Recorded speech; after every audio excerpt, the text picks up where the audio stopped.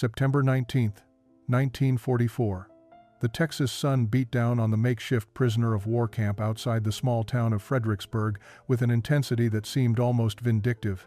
23 German women stepped off the military transport truck, their gray auxiliary uniforms dusty from the long journey from the East Coast Processing Center. They had been captured in France during the final Allied push, serving as radio operators and administrative personnel for the Wehrmacht. Now they found themselves in a landscape that seemed as alien as the moon itself. Elsa Hoffmann, a 26-year-old former communications specialist from Munich, shielded her eyes against the glare and stared at the endless expanse of scrubland dotted with mesquite trees. The heat was different here than anything she had experienced in Europe. It was dry and relentless, sucking the moisture from her skin and making each breath feel like inhaling sand. Around her, the other women stood in silent uncertainty, their faces reflecting the same mixture of exhaustion and apprehension that she felt coursing through her own body. The camp itself was smaller than the sprawling facilities that housed male prisoners, a cluster of wooden barracks surrounded by barbed wire fencing, with a few administrative buildings and what appeared to be a communal dining hall. Guard towers stood at each corner, but Elsa noticed something odd. The American soldiers manning them seemed almost relaxed, lacking the hard-edged vigilance she had expected from her captors. Lieutenant Colonel Catherine Hayes, one of the few female officers in the USS Army assigned to oversee prisoner facilities, approached the group with an interpreter at her side. She was a tall woman in her early 40s, with steel-gray hair pulled back in a regulation bun, and eyes that seemed to see everything without revealing anything in return. She began speaking in English, her voice carrying authority but not cruelty. The interpreter, a nervous young man with wire-rimmed glasses, translated her words into careful German. The women would be housed in Barracks 3 and 4. They would be expected to maintain the facility, work in the camp gardens, and assist with various domestic duties. They would be treated in accordance with the Geneva Convention. They would be safe here. Elsa listened to these words with the same detached acceptance she had cultivated since her capture. Safety was a relative concept when you were a prisoner in enemy territory, thousands of miles from everything you had ever known. But then something unexpected happened. As Lieutenant Colonel Hayes finished her introductory speech, a tall man in civilian clothes approached from one of the nearby buildings. He wore dusty boots, weathered jeans, and a Stetson hat that marked him as unmistakably Texan. His face was weathered by sun and wind, creased with lines that spoke of years spent outdoors. He nodded respectfully to Hayes, then turned his attention to the German women with an expression that Elsa could not quite read. It was not hostility, but it was not exactly welcome either. It was something else entirely. Something that looked almost like curiosity mixed with an emotion she had not expected to see, directed at prisoners of war. It looked almost like hope. The man in the Stetson hat removed it briefly, revealing salt and pepper hair plastered to his forehead with sweat. He introduced himself through the interpreter as Jack Brennan, foreman of the Triple Creek Ranch that bordered the camp property. His presence seemed incongruous in this military setting, and Elsa found herself wondering why a civilian rancher would be standing before a group of enemy prisoners with such an earnest expression on his weathered face. Lieutenant Colonel Hayes gestured for Brennan to speak, and he cleared his throat awkwardly before beginning. The interpreter struggled to keep pace with his drawling English, translating haltingly into German. Brennan explained that the local ranching community had an arrangement with the camp administration. The prisoners would be allowed to work on nearby farms and ranches, helping with the labor shortage that had crippled Texas agriculture since so many young men had shipped overseas to fight. In return, the prisoners would receive small wages and better rations than standard military provisions. Elsa exchanged glances with the other women. The concept seemed almost absurd. They were prisoners of war, captured while serving the Third Reich, and yet they were being offered paid work on American ranches. It contradicted everything they had been told about American brutality and the harsh treatment awaiting those who fell into enemy hands. Around her, she could see the same confusion reflected in her companions' faces. Some looked suspicious, others merely exhausted and indifferent to whatever fate awaited them. But Brennan was not finished speaking. He shifted his weight from one boot to the other, a gesture that struck Elsa as oddly vulnerable for such a large man. Then he said something that made the interpreter pause and ask for clarification before translating. Brennan was looking for women who knew how to bake traditional German pastries. Specifically, he wanted someone who could make authentic apple strudel. His voice carried a note of something Elsa could not quite identify. It was not quite desperation, but it was close. It sounded almost like longing. The request hung in the air like something tangible. Several of the women began whispering among themselves in rapid German. What kind of strange country was this, where enemy prisoners were asked not to labor in fields or factories, but to bake desserts, where cowboys came to prison camps seeking recipes rather than revenge? Elsa felt a bubble of something that might have been laughter or hysteria rising in her chest, but she suppressed it. Brennan's eyes scanned the group hopefully, landing briefly on each face, as if trying to read their capabilities through their expressions alone. Elsa found herself remembering Sunday afternoons in her grandmother's kitchen in Munich.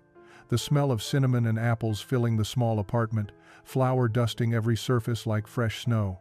She remembered the careful process of stretching the dough until it was thin enough to read newspaper through, the precise folding technique that kept the filling perfectly enclosed. Before she could stop herself, before she could think about what it might mean, Elsa raised her hand. Jack Brennan's face lit up with an expression of such genuine relief that Elsa almost lowered her hand in embarrassment. Lieutenant Colonel Hayes nodded approvingly and gestured for Elsa to step forward from the group. Her legs felt unsteady as she moved, hyper-aware of 22 pairs of eyes watching her from behind and the intense scrutiny of the Americans before her. The interpreter asked her name and background, translating her responses for Brennan and Hayes. Elsa explained in halting sentences that her grandmother had been a baker in Munich, famous in their neighborhood for her pastries. Elsa had spent countless hours learning the old woman's techniques, the traditional recipes passed down through generations. Apple strudel, plum kuchen, black forest cake, she knew them all by heart, could measure ingredients by feel rather than numbers, understood the temperament of dough the way some people understood music. Brennan stepped closer, his boots kicking up small clouds of Texas dust. Through the interpreter, he explained that his own grandmother had been German, immigrated to Texas in 1897 from a small village near Stuttgart. She had brought her recipes with her, maintaining her culinary traditions even as she adapted to this harsh new landscape. Brennan had grown up eating her strudel every Sunday after church, the flaky pastry and spiced apples representing his only connection to a nut heritage he had never fully understood. His grandmother had passed away 3 years earlier, taking her recipes with her. She had never written them down, insisting that cooking was something you learned through touch and instinct rather than measurements and instructions. Brennan had tried to recreate her strudel countless times, but it never tasted right. The dough was too thick or too thin, the filling too sweet or too bland, the texture all wrong. He missed it with an intensity that surprised him, this simple pastry that represented love and tradition and belonging. Now, with the war raging across Europe and German prisoners arriving in Texas, Brennan had conceived of what he admitted was probably a foolish idea. Perhaps one of these women might know how to make strudel the way his grandmother had. Perhaps food could bridge the gap that war had created. Perhaps in the simple act of baking together, enemies might discover they were not so different after all. Elsa listened to this explanation with growing astonishment. She had expected many things from American captivity: harsh labor, poor conditions, indifference at best, and cruelty at worst. She had not expected a cowboy to stand before her with tears threatening at the corners of his eyes, talking about his grandmother's baking with the reverence most men reserved for matters of life and death. She had not expected to feel an unexpected surge of sympathy for this man who should have been her enemy. Through the interpreter, she heard herself saying something that surprised her as much as it seemed to surprise everyone else. She would teach him. She would show him how to make proper strudel, not just for him, but because in this strange and alien place, baking something familiar might help her remember who she had been before the war consumed everything. 3 days later, Elsa found herself standing in the camp kitchen at dawn, an apron tied over her prisoner uniform. The kitchen was surprisingly well equipped for a military facility, with large commercial ovens, sturdy work tables, and shelves stocked with basic ingredients. Lieutenant Colonel Hayes had arranged for additional supplies to be brought in specifically for this experiment: flour, butter, apples from a nearby orchard, cinnamon, sugar, and even the fine breadcrumbs needed for authentic strudel. Jack Brennan arrived precisely at 6 in the morning, accompanied by 2 other ranchers who had heard about the arrangement and wanted to witness this unusual cultural exchange. One was an older man named Frank Sutton, whose leathery face suggested he had spent every day of his 60-some years under the Texas sun. The other was younger, perhaps 30, introduced as Michael Chen, whose family had immigrated from China 2 generations earlier and now owned a successful vegetable farm near Fredericksburg. The presence of other prisoners had also been arranged. 3 women, who had volunteered to assist Elsa, stood nervously near the far counter. Among them was Clara Weber, a quiet blonde from Hamburg who had mentioned she knew how to make proper puff pastry, and Greta Newman, a sturdy woman from Bavaria who had worked in her family's restaurant before the war. The third was a young girl named Liesel Braun, barely 20 years old, who seemed more curious than skilled but eager to participate in anything that broke the monotony of camp routine. An awkward silence filled the kitchen as the 2 groups regarded each other. Elsa could feel the weight of history pressing down on the moment. These men represented the nation that had defeated hers, that had captured her and transported her thousands of miles from home. She represented the regime that had plunged the world into catastrophic war, that had brought death and destruction across continents. And yet they were gathering to bake pastry together as if such things mattered more than politics and conflict. Elsa took a deep breath and began speaking in her limited English, supplemented by gestures when words failed. She directed Brennan to bring flour to the table, showed him how to create a well in the center for the water and oil. Her hands moved with practiced confidence as she demonstrated the mixing technique, how to knead the dough just enough to develop elasticity without making it tough. Brennan watched intently, his large calloused hands surprisingly gentle as he attempted to replicate her movements. The other women began preparing the filling, peeling and slicing apples into thin crescents, mixing them with sugar and cinnamon, and those essential breadcrumbs that would absorb excess moisture during baking. The kitchen filled with the familiar sense of Elsa's childhood, and she felt something inside her chest loosen slightly. For the first time since her capture, she was doing something that felt like living rather than merely surviving. Brennan caught her eye across the table and smiled tentatively. Despite everything, despite the impossible circumstances, Elsa found herself smiling back. The dough had to rest for 30 minutes, covered with a warm cloth to keep it pliable.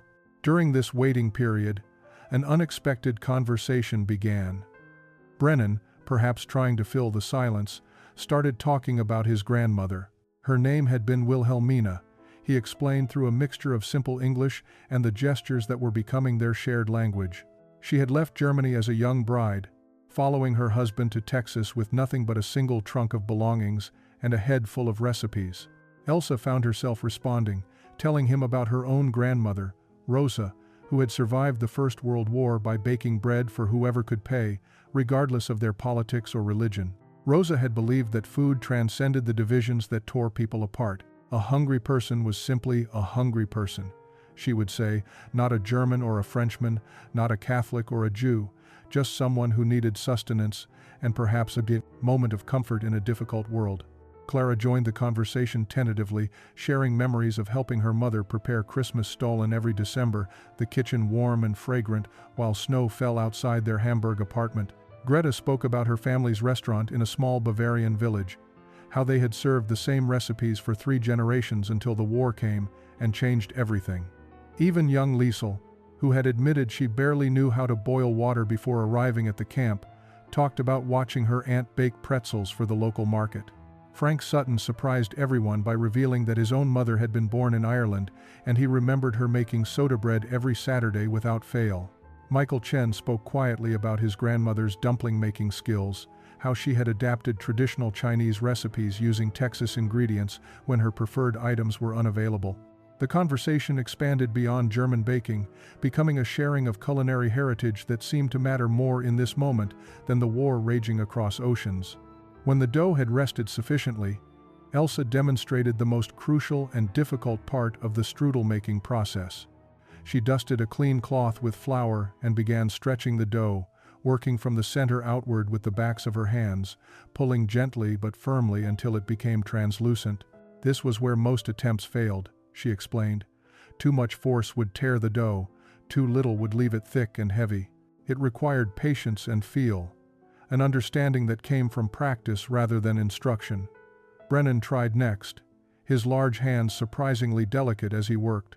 The dough tore slightly, and Elsa quickly moved to his side, her hands covering his to guide the motion.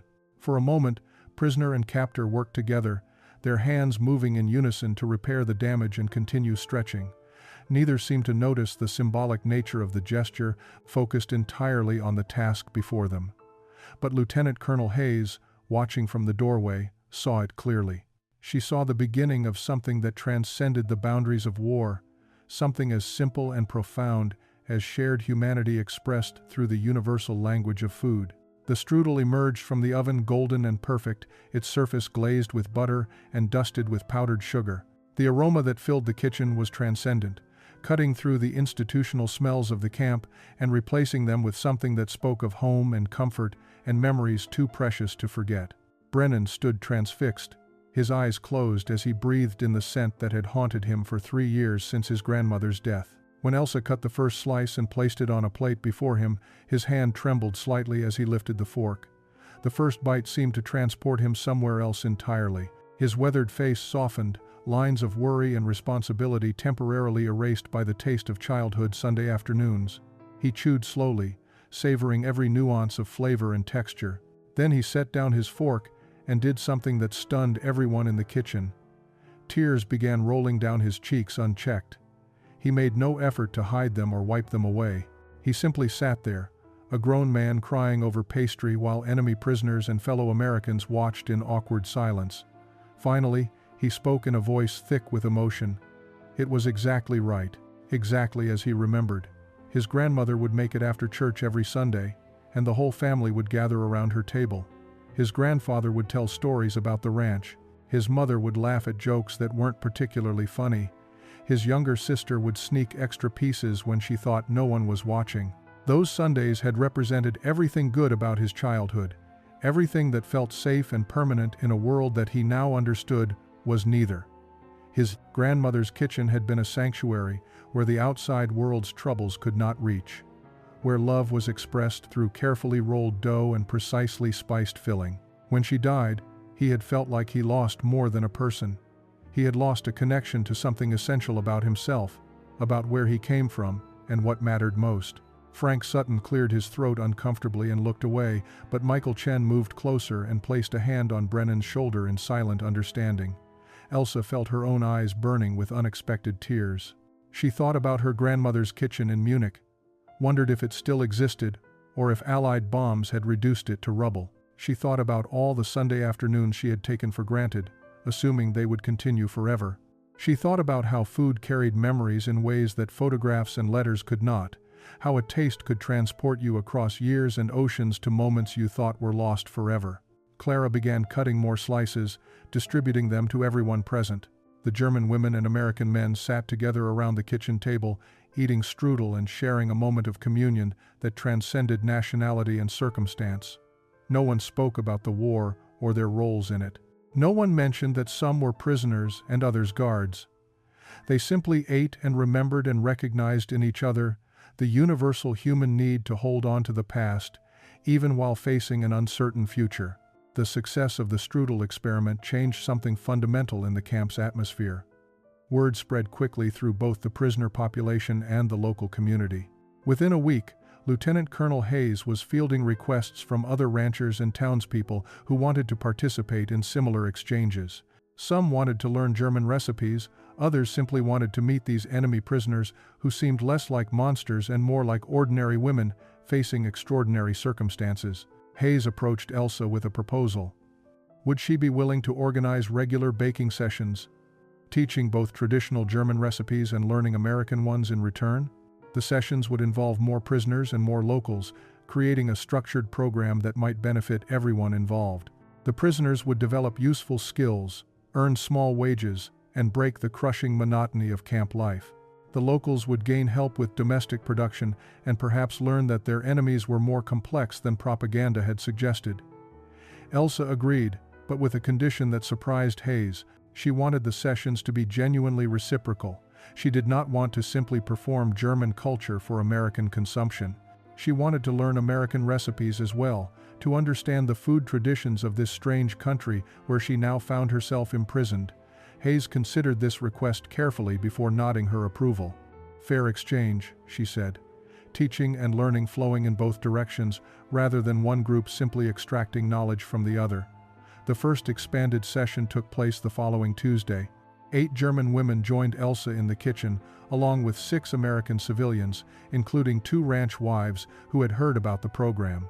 One of them, a woman named Dorothy Martinez, whose husband managed a cattle operation near San Antonio, brought her own family recipes passed down from her Mexican grandmother. She spoke enthusiastically about tamales and pan dulce, about how food had helped her family maintain their heritage while adapting to Texas life. The other ranch wife, Helen Kowalski, was Polish by heritage and brought recipes for pierogi and babka. She explained how her parents had immigrated to Chicago before moving to Texas, how they had clung to their food traditions as a way of preserving identity in a new land. As she spoke, Elsa realized that nearly everyone in the kitchen had some story of displacement, of families crossing oceans and borders, of recipes serving as bridges between old worlds and new ones. They decided to work in pairs. Each German woman partnered with an American civilian. Elsa found herself working alongside Dorothy Martinez, learning to make flour tortillas while teaching Dorothy the intricacies of making proper spatzel. The kitchen became a babel of languages and gestures, of laughter when translations went wrong and triumph when techniques were successfully demonstrated. Greta worked with Helen on pierogi, discovering that the Polish dumpling-making process was remarkably similar to German methods she already knew. Young Liesel, still more enthusiastic than skilled, partnered with a teenage girl from town whose mother had sent her to learn practical cooking skills. The 2 young women, barely different in age, giggled together over failed attempts and celebrated successful ones with the easy camaraderie of peers who had not yet learned to see each other as enemies first and people second. By October, the baking sessions had become a fixture of camp life, occurring 3 times weekly and involving nearly all the German women prisoners. But it was a particular batch of strudel made on October 12th that would fundamentally alter the trajectory of the entire program. Jack Brennan had returned for another lesson, this time bringing his 10-year-old nephew Tommy, whose father was serving with Patton's Third Army somewhere in France. Tommy was a quiet boy, thin and serious beyond his years. His mother had died from influenza 2 years earlier, and with his father overseas, he lived with his grandmother, who struggled to care for him while managing her own grief and worry. Brennan had brought him, hoping the distraction might lift the boy's perpetual sadness. Tommy watched the baking process with solemn eyes, saying nothing but absorbing everything.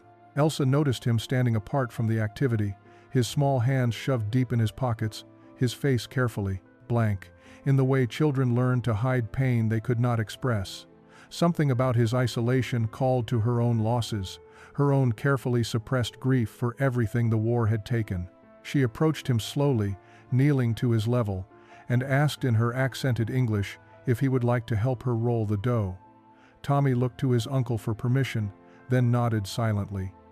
Elsa guided his hands through the process, showing him how to feel when the dough was ready, how to stretch it gently without tearing. She told him stories as they worked, translating her memories into simple English. She spoke about her younger brother Klaus, who had been Tommy's age when the war started and who loved to steal bits of raw dough when he thought no one was watching. Klaus, who was now somewhere on the Eastern Front, if he was still alive at all. Tommy listened intently, his hands moving with increasing confidence under her guidance. Then he asked a question that stopped all conversation in the kitchen. If her brother was fighting his father, did that make them enemies? Did that mean she wanted his father to die? The directness of childhood cut through all the careful diplomacy that adults had constructed around their situation. Everyone in the kitchen froze, waiting to see how Elsa would answer. She was silent for a long moment, her hands still covering Tommy's as they worked the dough. Then she spoke quietly but clearly enough for everyone to hear. She did not want anyone to die, she said. Not his father, not her brother, not any of the young men fighting wars started by old men who would never face battle themselves. She wanted everyone to come home safely and never have to fight again. She wanted a world where people made strudel together instead of making war. Tommy considered this answer seriously, then asked if she would teach him to make strudel for his father when he came home. Something about the question, about this American child wanting to make German pastry for his soldier father, broke through the last of Elsa's careful, emotional defenses. She pulled Tommy into a hug, and the boy who had not cried since his mother's funeral began sobbing against her shoulder while she wept into his hair. The incident with Tommy Brennan created ripples that extended far beyond the kitchen. Several of the German women began writing letters home that night, carefully composed missives that would be read by military censors before being sent across the Atlantic. Elsa sat on her bunk with paper and pencil, trying to find words that could explain what was happening to her in this Texas prisoner of war camp. She wrote to her mother in Munich, describing the landscape and the people with careful neutrality at first. But as her pencil moved across the page, she found herself confessing things she had barely admitted to herself. The Americans were not what she had expected. They were not the cruel, heartless enemies that propaganda had painted. They were farmers and ranchers who missed their families, who cried over pastries that reminded them of their grandmothers, who worried about sons and brothers fighting overseas just as German families did. In the bunk below, Clara was writing her own letter to her sister in Hamburg. She described the absurdity of teaching American ranch wives to make proper German potato pancakes while learning to make something called chicken fried steak in return. She wrote about how strange it felt to laugh with women whose countrymen were bombing German cities, to share recipes and stories as if war did not exist outside the kitchen walls. Greta's letter to her parents in Bavaria was more troubled. She confessed feeling guilty for enjoying the cooking sessions, for looking forward to Tuesday and Thursday mornings when the kitchen would fill with activity and purpose. She had been taught that fraternizing with the enemy was betrayal, that maintaining hostile distance was a patriotic duty. Yet how could she maintain hatred toward Dorothy Martinez, who had patiently taught her to make tamales while sharing stories about her own son serving in the Pacific? How could she despise Helen Kowalski, whose Polish family had suffered under German occupation, but who nevertheless treated the German prisoners with genuine kindness? Young Liesel wrote to her fiancé, a soldier serving somewhere in Italy, about the confusion of finding friendship with enemy civilians while her beloved fought enemy soldiers. She wondered if the men he fought against had families who baked together, who cried over lost grandmothers, who were just as human as the people she met in the kitchen. The thought made her physically ill, forcing her to recognize that every enemy soldier her fiancé killed was someone's son, brother, or father.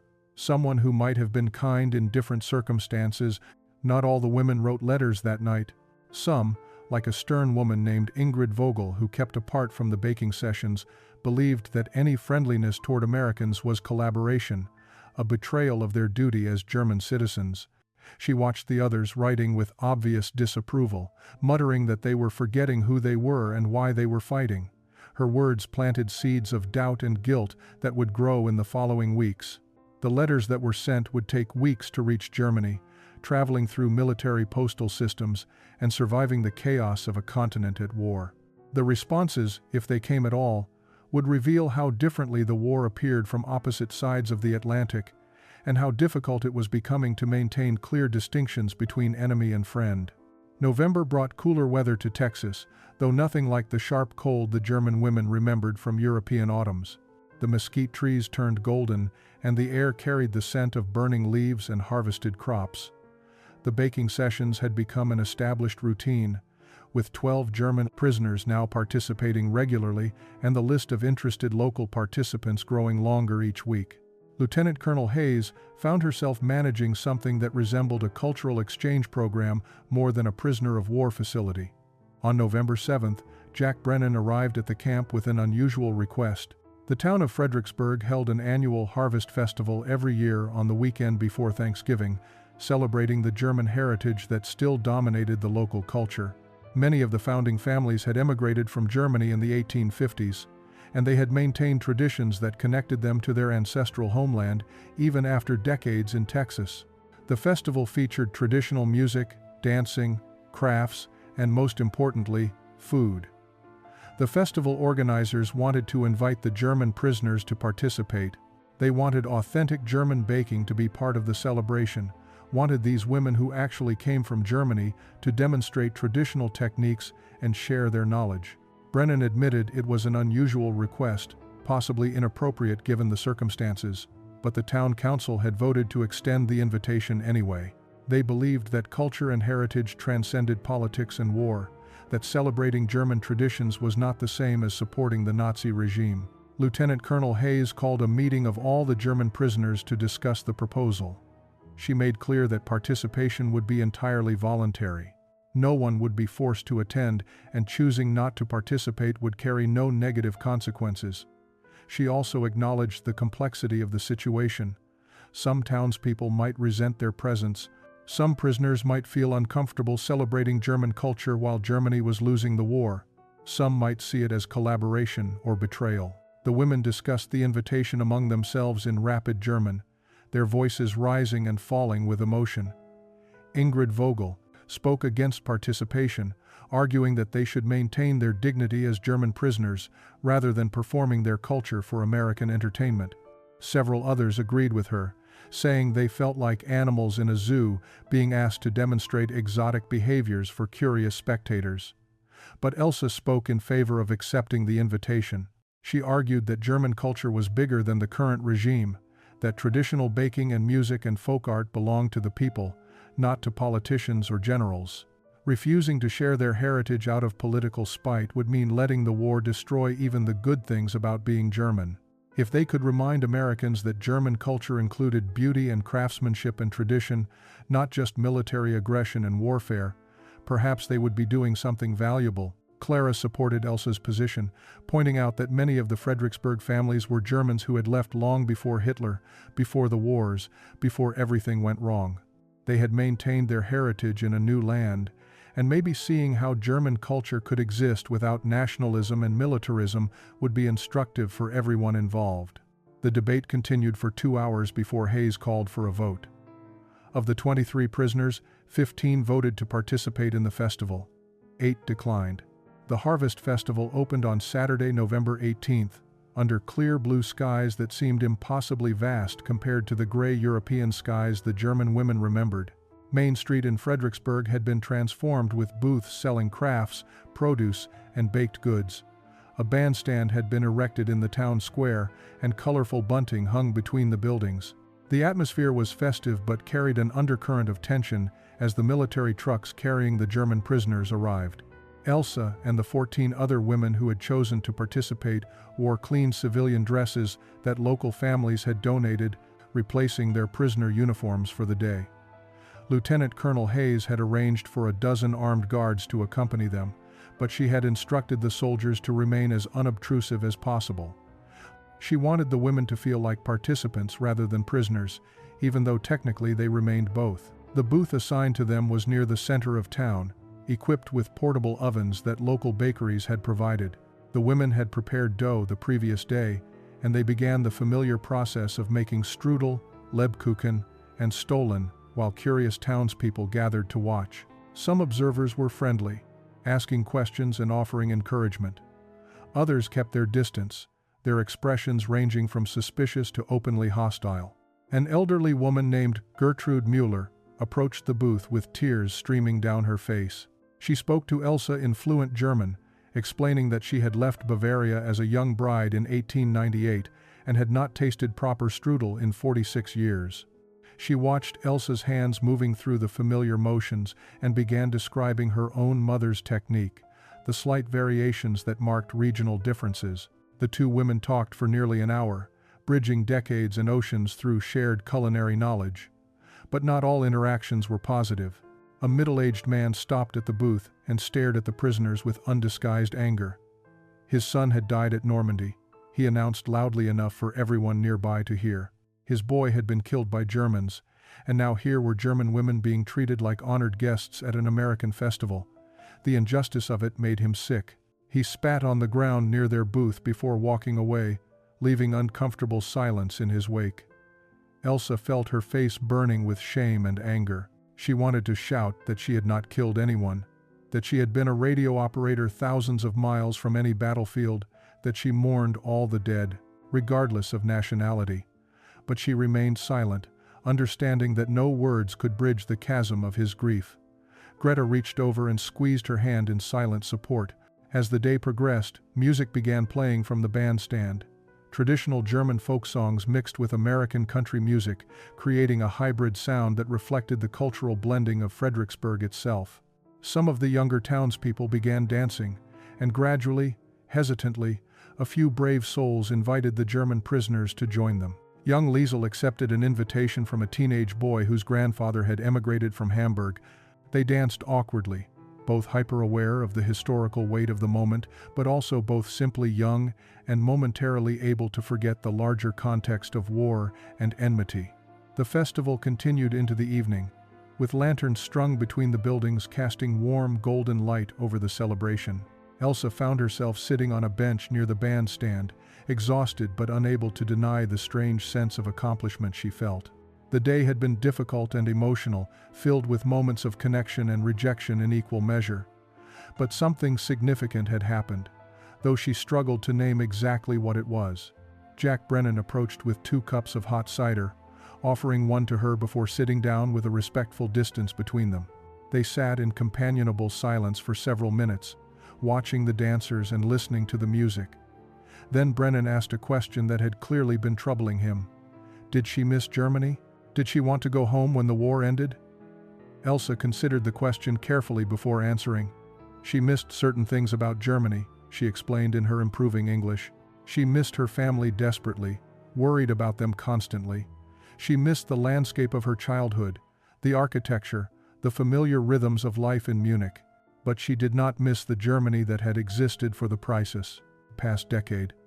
She did not miss the fear that had permeated everything, the constant vigilance about what you said and who might be listening. She did not miss watching her country transform into something she no longer recognized. Brennan nodded slowly, then shared his own complicated feelings about heritage and belonging. His grandmother had loved Germany but had never wanted to return, even for a visit. She had told him that sometimes you had to leave a place to preserve your best memories of it, that going back could destroy the idealized version you carried in your heart. She had created a version of Germany in her Texas kitchen, selecting the parts of her heritage worth keeping while leaving behind the parts that no longer served her. Elsa felt tears threatening again. She realized that she was experiencing something similar in this Texas prison camp. In these baking sessions with American civilians, she was discovering which parts of her German identity were essential and which were merely the product of her particular historical moment. Traditional recipes, the language, certain values about craftsmanship and precision, these felt fundamental to who she was. But nationalism, the belief in German superiority, the acceptance of authoritarianism, these she could release without losing herself. The conversation was interrupted by Lieutenant Colonel Hayes, who informed them that it was time for the prisoners to return to the camp. As Elsa stood to leave, an elderly man approached her quickly. He pressed something into her hand, a worn recipe card written in German script. His mother's Strudel recipe, he explained. She had brought it from Germany in 1873, and he wanted Elsa to have it. He said that recipes were meant to be shared, meant to travel across borders and generations, meant to connect people rather than divide them. Elsa clutched the fragile card carefully as she boarded the truck. She looked back at the festival, at the lights and music and people who had welcomed her despite everything. For the first time since her capture, she allowed herself to consider a possibility that would have seemed impossible just months earlier. Perhaps home was not just the place where you were born. Perhaps it could also be the place where you chose to become who you wanted to be. May 8th. 1945, arrived with the sudden force of a thunderstorm breaking summer heat. Victory in Europe Day. Germany had surrendered unconditionally. The war that had consumed the continent for 6 years was finally over. In the camp outside Fredericksburg, the news was met with complicated silence among the German prisoners. Relief that the killing had stopped mingled with grief for a defeated homeland and fear about what came next. Lieutenant Colonel Hayes called an assembly in the main hall that afternoon. She stood before the 23 women with an expression that mixed professional authority with genuine emotion. The war was over, she announced through the interpreter. Though most of the women had learned enough English by now to understand without translation, Germany had been defeated, the Nazi regime had fallen, and Allied forces occupied the country. Within weeks, arrangements would be made for their repatriation. They would be going home. The reaction was not what Hayes had expected. Instead of joy or relief, she saw fear flash across many faces. Elsa felt her stomach drop as the reality of returning to Germany began to crystallize. What Germany would they be returning to? The letters from home had become increasingly desperate over recent months. Hamburg was rubble. Berlin was destroyed. Munich had been bombed repeatedly. The infrastructure was devastated. Food was scarce, and millions of displaced persons wandered across the continent, searching for surviving family members. More troubling were the reports about how Germans who had served the regime in any capacity were being treated. Denazification programs were identifying and punishing those who had collaborated with Hitler's government. Women who had served in auxiliary corps were viewed with suspicion and sometimes hostility. Elsa and her companions had joined the Women's Auxiliary, believing they were serving their country's defense. Now they would return as representatives of a regime that had committed atrocities they were only beginning to fully comprehend. That evening, the German women gathered in their barracks to discuss what returning home would mean. Some, like Ingrid Vogel, remained committed to repatriation despite the difficulties. Germany was their homeland, she argued. They belonged there regardless of the current conditions. To remain in America would be to abandon their country when it needed them most, to choose comfort and safety over duty and solidarity. But others expressed profound reluctance about returning. Clara spoke quietly about her sister's last letter, which had described Hamburg as an endless landscape of ruins where survivors lived in basements and fought over scraps of food. Greta's family restaurant in Bavaria had been destroyed. Her parents were living with relatives, and there was no work, no money, no prospects for rebuilding. Young Liesel had received notification that her fiancé had been killed in Italy during the final weeks of the war, leaving her with no family waiting for her return, except elderly parents who could barely feed themselves. Elsa remained silent during most of the discussion, her mind racing through possibilities she had not allowed herself to consider before. She thought about the life she had built in Texas over the past 8 months, the friendships she had formed, the skills she had developed, the sense of purpose she had found in the kitchen. She thought about Jack Brennan and Dorothy Martinez and little Tommy and all the people who had shown her kindness when they had every reason to treat her as an enemy. 3 days after the surrender announcement, Lieutenant Colonel Hayes received an unexpected delegation in her office. Jack Brennan, Dorothy Martinez, Helen Kowalski, and 6 other local civilians who had participated in the baking program requested a meeting. What they proposed was unprecedented and potentially impossible, but Hayes listened carefully as Brennan explained their idea. Several of the German prisoners had expressed interest in remaining in America if such a thing were legally possible. The local community wanted to sponsor them, offering employment, housing, and assistance with the complex immigration process. Brennan and the others had consulted with lawyers and discovered that while there was no clear precedent for enemy prisoners of war seeking to immigrate to the United States immediately after hostilities ended, there was also no explicit legal prohibition against it. Hayes was silent for a long moment after hearing the proposal. The legal complexities were staggering. The political implications were potentially explosive. Allowing German prisoners to remain in America while American soldiers were still dying in the Pacific Theater could provoke public outrage.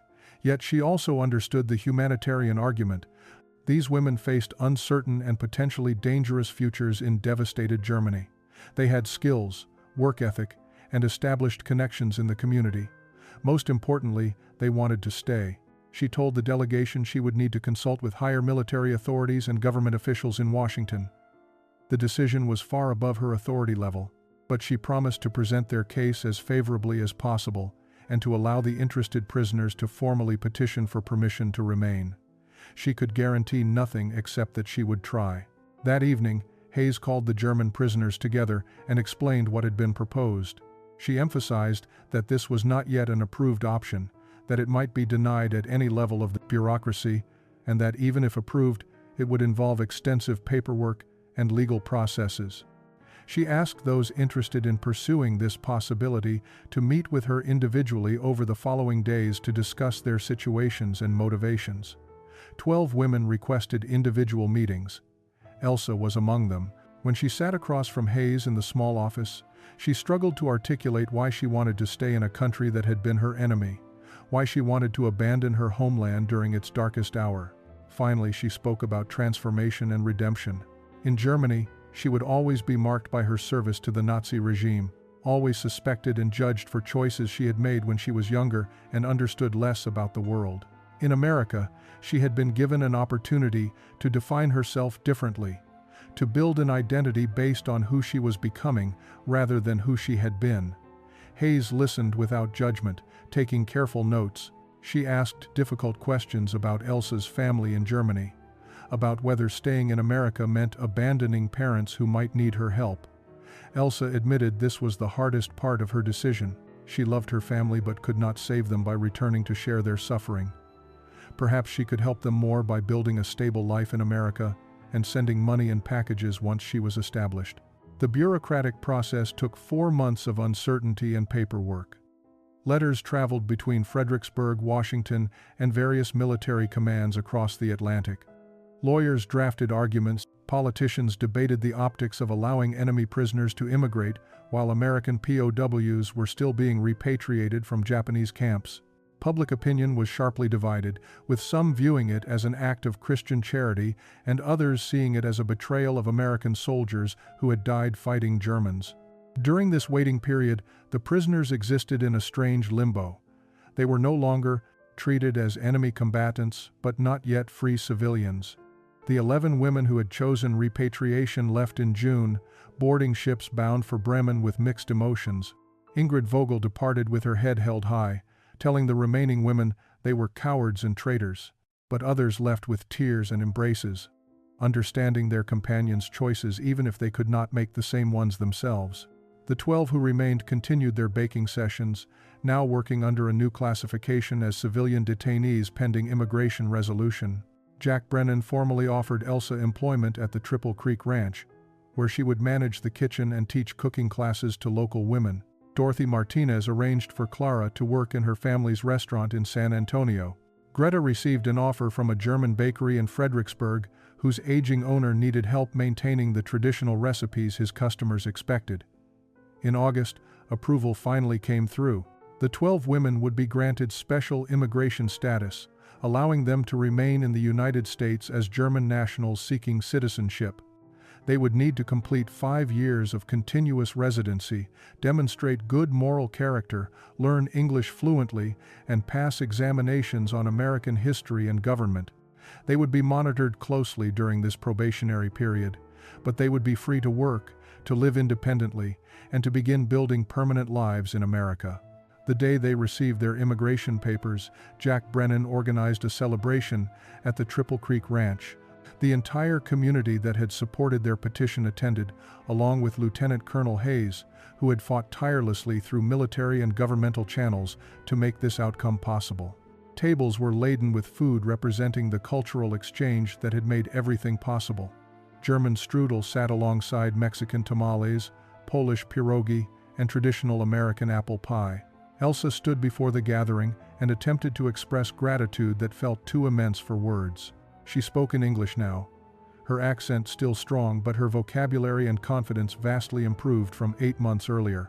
She thanked everyone who had shown faith in women who arrived as enemies but were being welcomed as neighbors. She acknowledged the complexity of their decision to stay, the guilt they felt about leaving Germany during its reconstruction, the grief they carried for families they might never see again. But she also spoke about hope and second chances.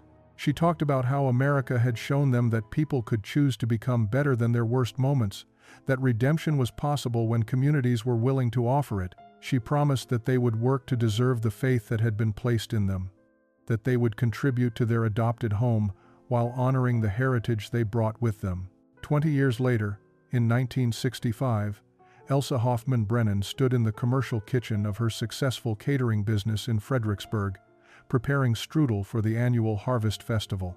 She was now 56 years old, an American citizen, and the wife of Jack Brennan, whom she had married in 1948 after a cautious courtship that honored both their genuine affection and the complicated history that brought them together. They had 2 children, both of whom spoke German as fluently as English and understood themselves as bridges between 2 cultures. The catering business had grown from the simple baking sessions in the prison camp kitchen into a thriving enterprise that employed 15 people and served clients throughout Central Texas. Elsa specialized in traditional German pastries but also incorporated Mexican, Polish, and American recipes learned from the women who had welcomed her 2 decades earlier. Her business had become a symbol of Fredericksburg's unique cultural heritage, where German traditions planted by 19th-century immigrants had been enriched by the unexpected arrival of 20th-century refugees. Clara Weber owned a successful restaurant in San Antonio with her husband, a former soldier who had returned from the war and fallen in love with the quiet German woman who made the best schnitzel he had ever tasted. Greta Newman had taken over the German bakery in Fredericksburg when its original owner retired, maintaining traditions while adapting to changing American tastes. Young Liesel Braun had earned a teaching degree and now taught German language and culture at the local high school, sharing her heritage with students whose own German ancestors had emigrated generations earlier. Not all the stories had happy endings. 2 of the 12 women who stayed had eventually returned to Germany, unable to overcome homesickness and guilt about abandoning their families. One had died tragically in a car accident, but most had built successful lives, raised families, and become integral parts of their communities. They had proven that redemption was possible, that former enemies could become friends, and that cultural heritage could be honored without nationalism or hatred. The archive at the local historical society now contained extensive documentation of what became known as the Strudel diplomacy program. Historians studied it as an early example of soft cultural exchange during wartime, a grassroots effort that anticipated the formal programs that would later characterize American foreign policy. Elsa had been interviewed multiple times, always emphasizing that the transformation happened not through grand political gestures, but through simple human connections formed over flour and sugar and shared memories of grandmother's kitchens. On this particular festival day, Elsa noticed a young German couple standing at her booth, speaking to each other in the familiar accents of her homeland. They were exchange students at the University of Texas, they explained, participating in a program that brought German and American students together to study history and culture. They had read about her story in their coursework and wanted to meet her in person. Elsa invited them behind the counter and showed them how to stretch strudel dough properly, her hands moving through motions that had become second nature over 40 years of practice. As she taught, she told them the story of how baking had saved her, how food had built bridges when politics had built walls, how the simple act of sharing recipes had transformed enemies into family. The young Germans listened with tears in their eyes, understanding that they were witnessing living history, proof that even the deepest wounds could heal when people chose connection over division, when they remembered that humanity transcended nationality, and when they recognized that home could be both where you came from and where you chose to build your future.